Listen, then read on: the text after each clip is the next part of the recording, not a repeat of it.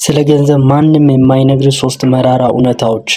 ለሚቀጥሉት 10 ዓመታት ደከመኝ ሰለቸኝ ሳትል ሰርተ መጨረሻ ላይ ባዶ እጄን ነኝ ብለህ መቆጨት ትፈልጋለህ? አታውቀውም እንጂ አሁን እየተከተልከው ያለው የገንዘብ መንገድ ገደል እየመራ ሊሆን ይችላል። ብዙ ሰው ተማር፣ ተቀጠር፣ ጠብቅ ይልሃል። እውነታው ግን ከዛ የተለየ ነው።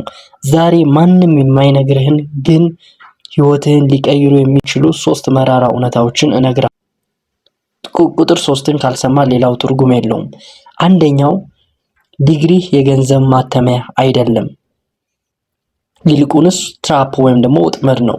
ዓለም የምትከፍል የመጀመሪያው እውነታ ዩኒቨርሲቲ ገብተህ ስለተመረክ ብቻ ዓለም እዳ ያለባት ይመስል ክፍያ አይጠብቅም። ዓለም የምትከፍል ለያዝከው ወረቀት ሳይሆን ለምትፈታው ችግር ነው። እዚህ ጋር ቁልፉ ነገር ብዙ ሰዎች በ20ዎቹ እድሜ ተመሪያለሁ ብሎ ይቀመጣሉ። ነገር ግን ገበያው የሚፈልገው ሃይ ቫልዩ ስኪል እንደ ሽያጭ፣ ኮዲንግ ወይም ዲጂታል ማርኬቲንግ ነው።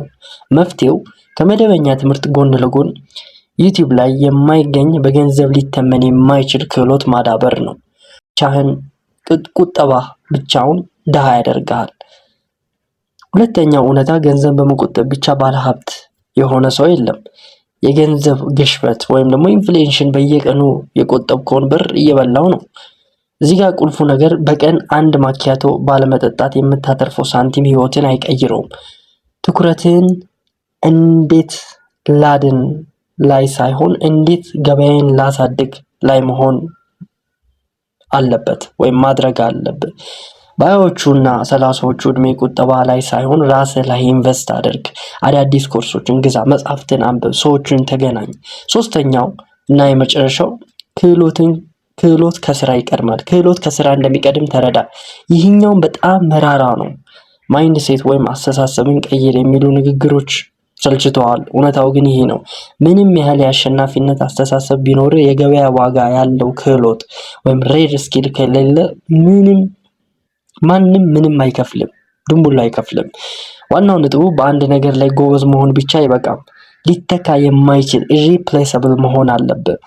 ለምሳሌ ፎቶ ማንሳት ብቻ ሳይሆን ፎቶዎችን ተጠቅመህ የቢዝነስ ሽያጭን እንዴት ማሳደግ እንደምትችል የምታውቅ ከሆነ ዋጋ እጥፍ ይሆናል። እነዚህ 3 እውነታዎች ከባድ ሊመስሉ ይችላሉ፣ ግን መንገዱን ካወቅክበት ውጤቱ እጅግ በጣም አስደሳች ነው። አሁን ምርጫው ያንተ ነው።